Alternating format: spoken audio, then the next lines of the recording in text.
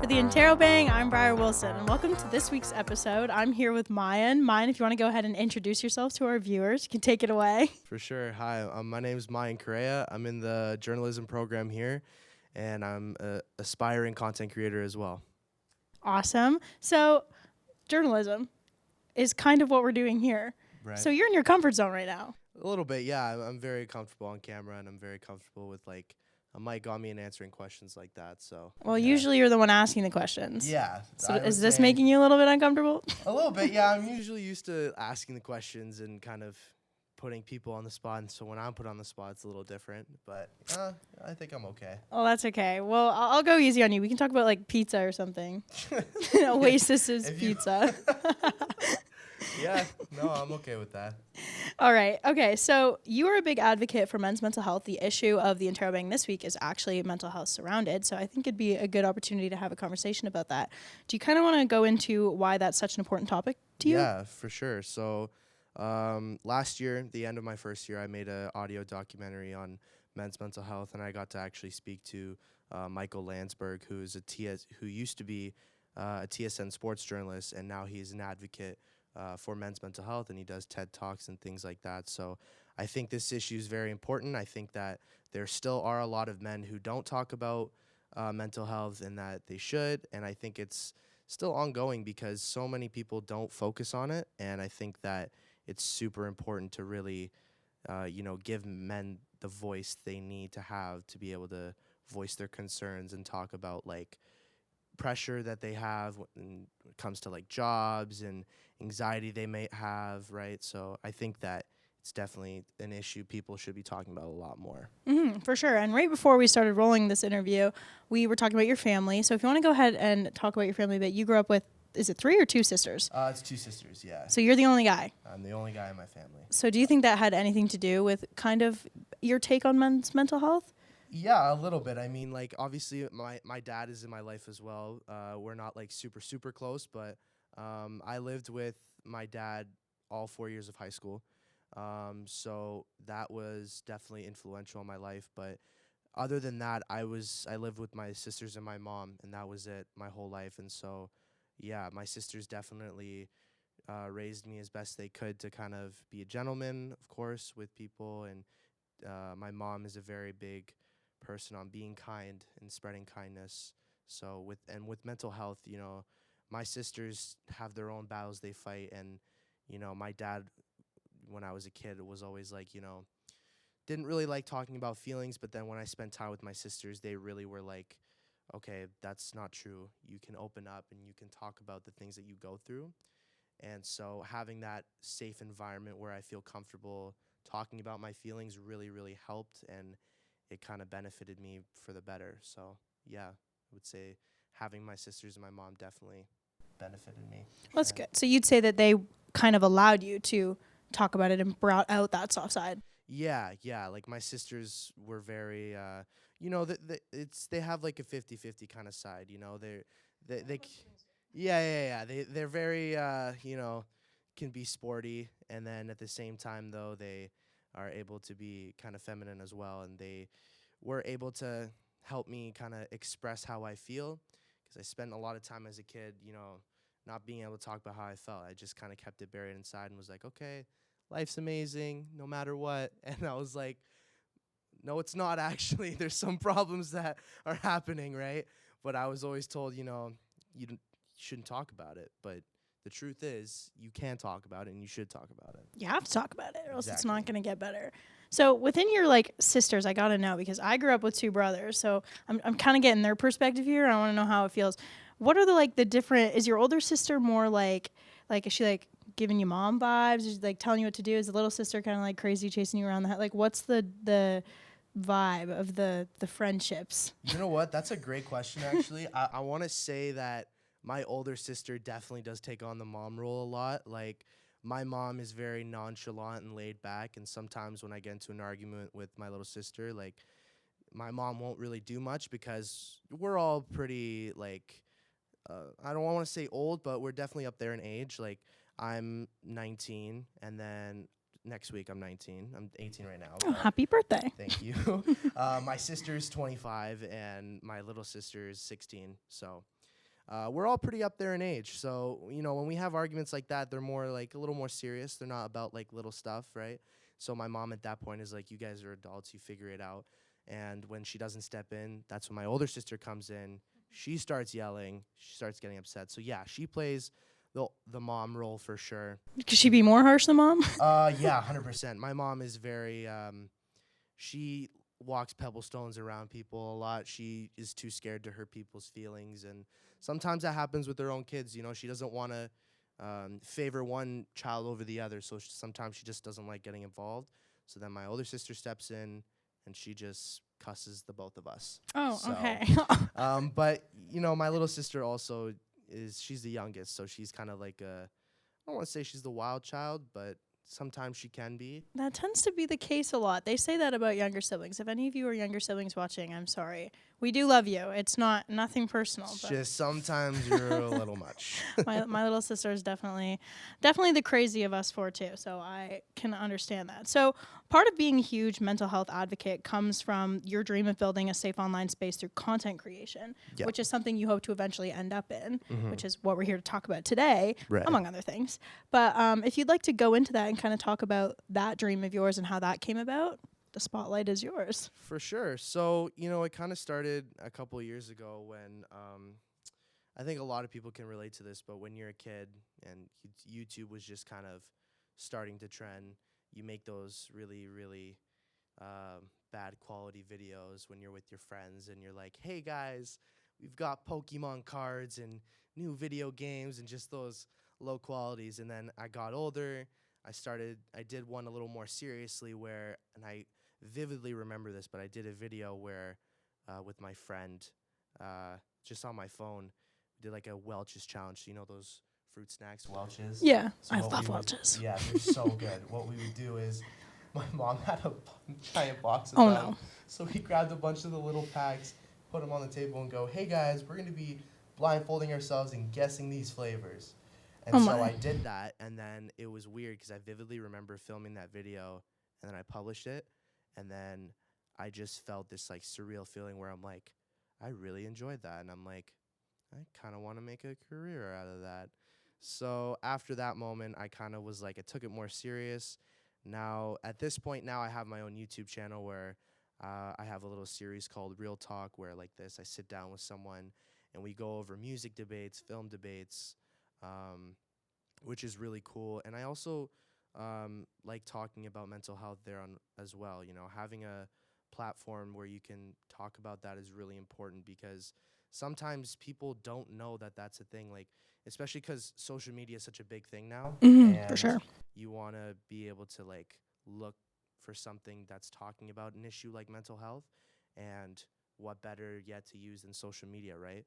You open your phone, you're going through a hard time, like if you're having an anxiety attack or a panic attack, right? You're having a really hard time, so you just kind of are like, okay, let me go on my phone. You go through social media, you come across maybe a video of mine or someone else's that focuses on it, and they're like there for you, And You it's feel less hard. alone. Yeah, you feel like you're not alone. So that's kind of my whole thing with content creation, whether it's a mental health video I do or if it's a challenge video. Maybe not Welch's, but We have to get another one going. I actually, funny enough, a couple years ago did a part 2 where it was like, Oh, like you grown up. yeah, so the first time I did it, I was around 10, 11 years old, and then I did it when I was like 13 or 14, maybe 15, and it is still up on YouTube. If you dig deep enough, you'll find it, but Shameless plug. yeah, if you dig deep enough, find my name, you'll probably see it, but yeah, kind of recreated that. But I guess the main takeaway is like, knowing that you're not alone and that your feelings are important no matter your gender, and you deserve to be heard. Yeah, for sure. I think that a lot of people need to be more open to having these discussions offline as well, because I think that if we just keep it online, then there's going to be it's missing that like personal touch. So we're here together having this conversation, which is awesome. But for people who are maybe watching it through their screen, they might feel a little bit more alone. But you don't have to. Go find somebody, have a conversation. Go find Mayan. Mayan's around Fanshawe.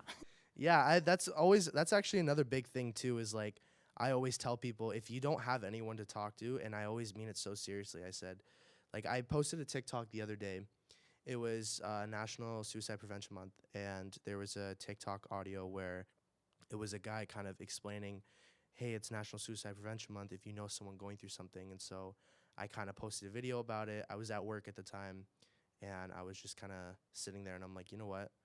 I'm kind of on break at work. Let me just film this quick video. And I put in the caption, I said, even if you're alone and you feel there's truly no one in the world who understands, or you have no one to talk to, please reach out to me.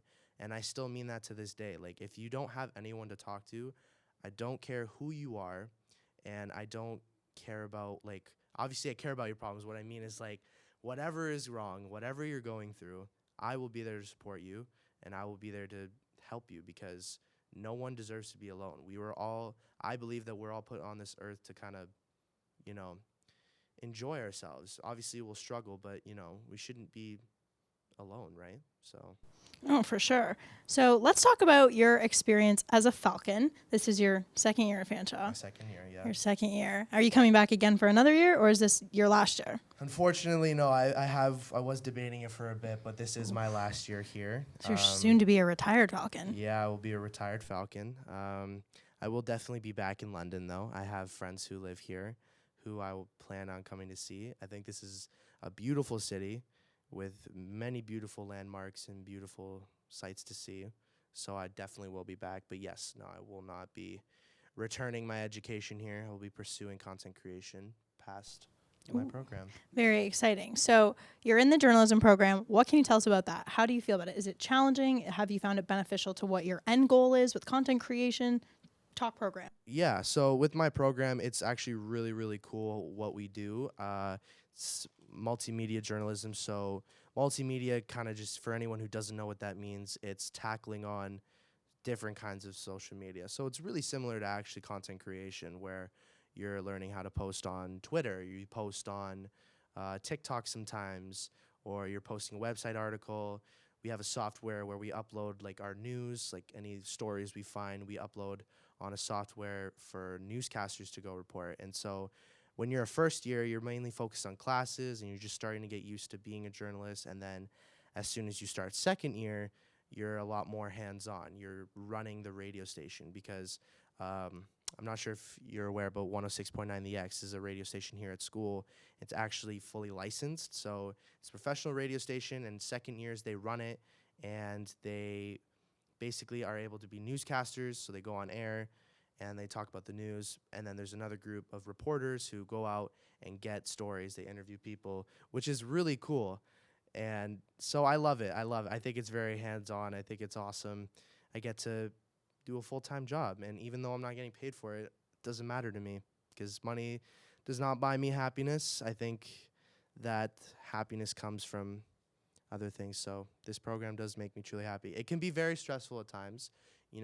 Past few weeks have definitely been super busy, super stressful. Sometimes things don't work, but honestly, I love it. I wouldn't change it for the world, and I love the people that I've met in the program. Consider them my best friends as well. So yeah, it's great. That's awesome. So what advice would you give for someone who's maybe watching this and thinking, like, I'm interested in this program, I'd like to come to Fanshawe, I'm thinking of taking it? What would you tell them?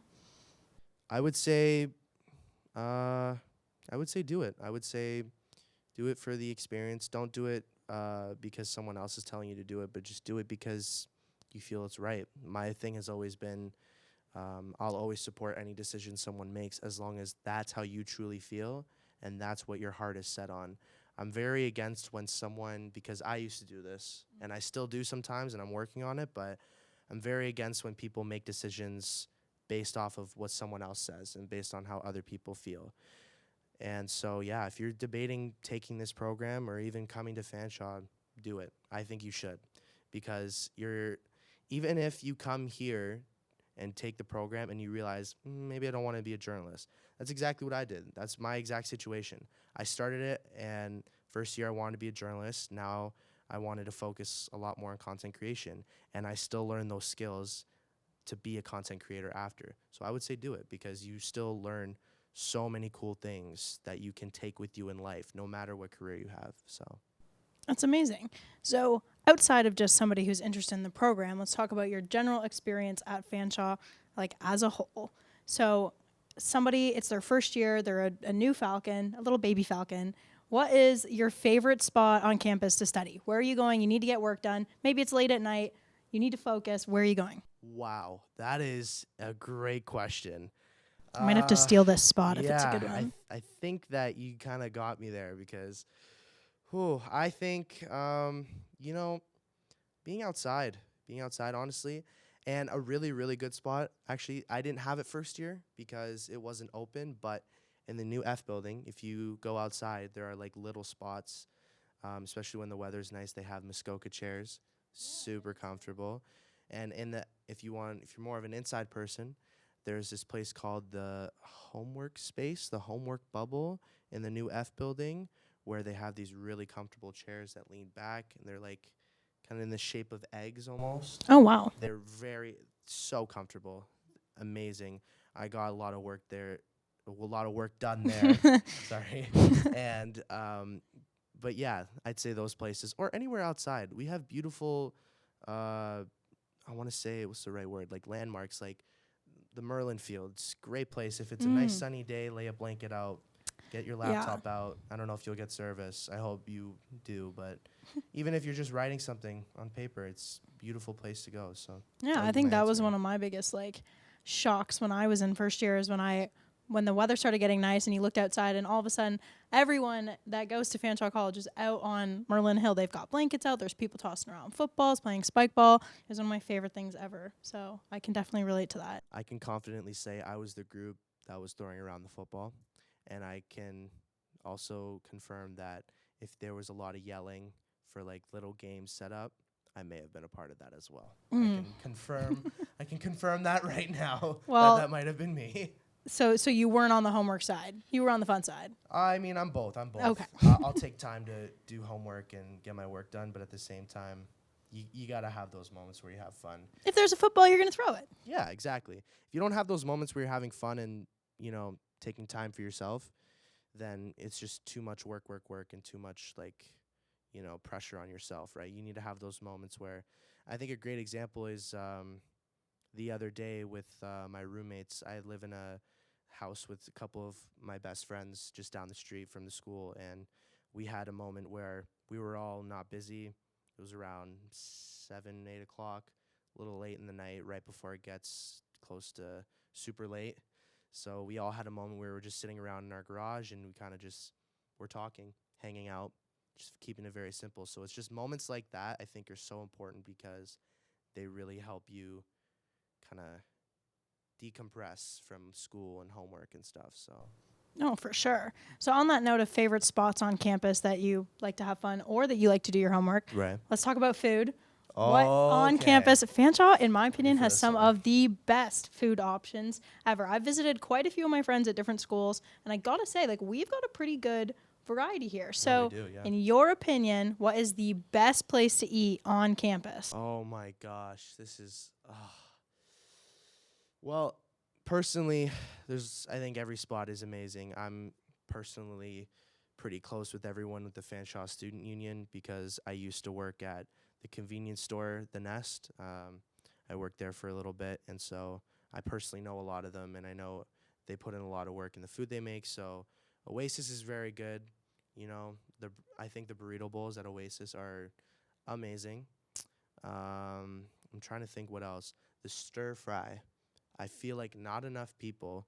My whole first year, I never had that kind of section. Like the stir fry place in Oasis. Yeah, because that place, they do the stir fry, they do pasta. My whole first year, I never had it. I always was in like the line for the like grilled cheese burgers, things like that. I love the grilled cheese here. They do really do. Oh my gosh, they do very good grilled cheese here. But I say the stir fry that they do is amazing. Like I find that one of the best dishes Oasis serves. Trying to think what else. I'm a very big Harvey's person. Ooh. So the Harvey's here like on Harvey's. campus, I love it. I think they just released a double original burger and not just an original. A double original, so it's the original burger, but like times 2. Yeah, so it's like another patty, and I get the bacon and cheese as well. So yeah, I would say, final answer, Harvey's, stir fry from Oasis, and then burrito bowl from Oasis. Sounds good. So if you go to the Outback Shack, what are you getting? What's your order? The platter. They do this The, appetizer. it's like wings, rings, fingers. Yeah. Oh. I like all food, so if I can get a platter that has everything, like a little bit of everything, it's perfect for me. Especially because they do half price Ooh. from like 12 to 3. So overall, your Fanshawe College experience is yay? yes, yay. Or nay? 100% yay. Sometimes it'll feel like nay, but you're going to get that any college you go to, any university. You're going to have your yay and nay moments, but as long as you focus on those yay moments more, and that's what kind of drives you, then that's what matters. That's really awesome advice. So I hope you guys were able to take away something today if you're a first-year student, or even if you're not a first-year student and you're just looking for what's good on campus, what programs are awesome. I had an awesome time chatting with Mayan, thank you for coming on. Thank you for having me. Had It's a great grateful time. Opportunity. Be sure to pick up the latest issue of the Interrobang on newsstands all around campus. Follow us on all of our social medias and listen to your podcasts. Listen to this podcast wherever you get your podcasts. And yeah, thanks for joining us for the Interrobang. I'm Briar Wilson. Mayan Correia, thank you.